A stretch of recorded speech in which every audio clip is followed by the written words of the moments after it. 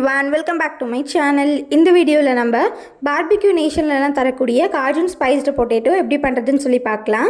இதுக்கு வந்து நான் பேபி பொட்டேட்டோஸ் வச்சு பண்ணி காட்டியிருக்கேன். நீங்கள் வந்து பெரிய பொட்டேட்டோ இருந்தால் அது கூட யூஸ் பண்ணிக்கலாம். நான் வந்து ஒரு 10 பேபி பொட்டேட்டோ எடுத்திருக்கேன். அது வந்து ப்ரெஷர் குக் பண்ணி எடுத்துக்க போகிறோம். 2 விசில் போட்டு இது கூடவே மூழ்கிற அளவுக்கு வந்து வாட்டர் ஆட் பண்ணிவிட்டு கொஞ்சமாக வந்து சால்ட் ஆட் பண்ணிக்கோங்க. ரொம்ப விசில் விட்டுட்டிங்கன்னா ரொம்ப குழஞ்ச மாதிரி ஆகிடும். அப்போ நம்மளுக்கு வந்து அந்த ஷேப் வந்து கரெக்டாக கிடைக்காம போயிடும். நல்லா விசில் போனதுக்கப்புறம் ஃபுல் ப்ரெஷர் போனதுக்கப்புறம் வந்து எடுங்க. ப்ரெஷர் இருக்கும் போதே வந்து எடுத்துடாதீங்க. பார்த்திங்கன்னா நல்லா வெந்துடுச்சு இப்போ பொட்டேட்டோஸ்லாம். இது வந்து ஒரு ஸ்மாஷர் வச்சு லைட்டாக வந்து ஒரு ப்ரெஸ் கொடுத்துக்கோங்க. ரொம்ப ப்ரெஸ் பண்ணிங்கன்னா ரொம்ப மேஷ் ஆகிடும். கரெக்டாக இந்த மாதிரி வந்து ஸ்மாஷ் பண்ணிங்கன்னா கரெக்டாக இருக்கும். இதே மாதிரி எல்லா பொட்டேட்டோஸையும் வந்து லைட்டாக வந்து நம்ம ஸ்மாஷ் பண்ணி எடுத்துக்கலாம். இப்போ இதுக்கு மேலே வந்து ஒரு கோட்டிங் கொடுக்க போகிறோம். அதுக்காக 2 டேபிள் ஸ்பூன் வந்து கார்ன்ஃப்ளவர் எடுத்திருக்கேன். 1 டேபிள் ஸ்பூன் மைதா வந்து எடுத்திருக்கேன். இது கூட வந்து கொஞ்சமாக சால்ட் ஆட் பண்ணிவிட்டு வாட்டர் வந்து போட்டு நல்லா மிக்ஸ் பண்ணி ஒரு ஸ்லரி மாதிரி வந்து எடுத்துக்கலாம்.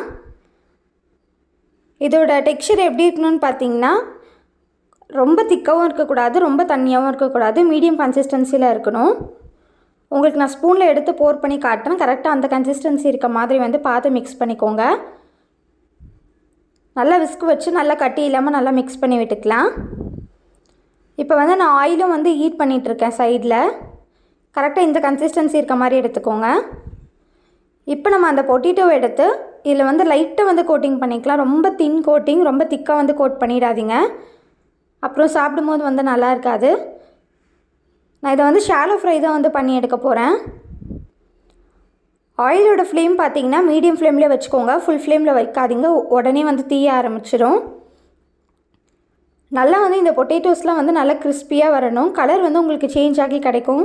லைட்டாக ரெட்டிஷாக அந்த மாதிரி ஆகும். அப்போ வந்து கரெக்டாக வெந்துருச்சின்னு சொல்லி பார்த்து எடுத்துடலாம். இதை வந்து திருப்பி திருப்பி போட்டுக்கலாம்.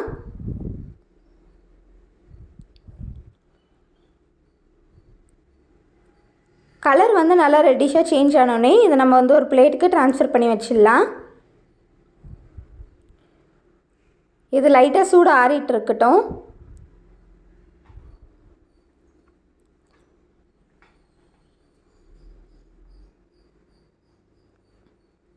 இப்போ இதுக்கான மைனஸ் வந்து நம்ம ரெடி பண்ணிடலாம்.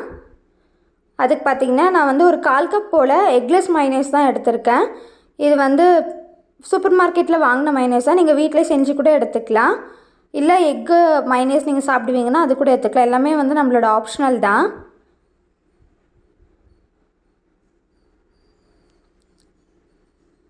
நான் காட்டியிருக்கேன் இந்த 10 பொட்டேட்டோஸ்க்கு வந்து ஒரு 1/4 கப்பு வந்து கரெக்டாக இருக்கும் மைனஸ். இது கூட பார்த்திங்கன்னா கொஞ்சமாக ஒரு பிஞ்ச் அளவுக்கு ஆரிகானோ வந்து ஆட் பண்ணியிருக்கேன். இதில் ஆட் பண்ணுற ஃப்ளேவர்ஸும் பார்த்திங்கன்னா நம்மளோட விருப்பம் தான். சில்லி ஃப்ளேக்ஸ் கொஞ்சம் ஆட் பண்ணிக்கோங்க. கொஞ்சமாக ஆனியன் பவுடர், கொஞ்சமாக வந்து கார்லிக் பவுடர் வந்து ஆட் பண்ணிக்கோங்க. கொஞ்சமாக காஷ்மீரி சில்லி பவுடர் ஆட் பண்ணியிருக்கேன். உங்கள்கிட்ட ஆனியன் பவுடர், கார்லிக் பவுடர் அப்படி அதெல்லாம் இல்லை அப்படின்னா கார்லிக் பேஸ்ட் இருந்தால் அது கூட கொஞ்சமாக ஆட் பண்ணிக்கோங்க. ஆனியன் ஆட் பண்ணலனாலும் பரவாயில்ல. கொஞ்சமாக பெப்பர் அண்ட் சால்ட் வந்து ஆட் பண்ணிவிட்டு ஒரு விஸ்க் வச்சு நல்லா மிக்ஸ் பண்ணி விட்டுக்கலாம். இது வந்து அத்தன்டிக்கான ரெசிபி நான் காட்டியிருக்கிறது. நீங்கள் மாற்றி நம்ம ஃப்ளேவருக்கு ஏற்ப செஞ்சுக்கிறதுனாலும் செஞ்சுக்கலாம். இது கூட பார்த்திங்கன்னா பால் ஆட் பண்ணி நல்லா மிக்ஸ் பண்ணி விட்டுக்கலாம். கன்சிஸ்டன்சி வந்து நம்மளுக்கு நல்லா ஃப்ளோவி கன்சிஸ்டன்சியாக இருந்தால் அந்த பொட்டேட்டோ மேலே வந்து எடுத்து ஊற்றுறதுக்கு கரெக்டாக இருக்கும். அதனால் அந்த கன்சிஸ்டன்சி அட்ஜஸ்ட் பண்ணுறதுக்காக கொஞ்சம் கொஞ்சமாக பால் ஊற்றி அட்ஜஸ்ட் பண்ணிக்கோங்க. ஒரே டைமாக நிறைய பால் ஊற்றிடாதீங்க, அப்புறம் ரொம்ப தண்ணி ஆகிடுச்சின்னா ப்ராப்ளம் ஆகிடும்.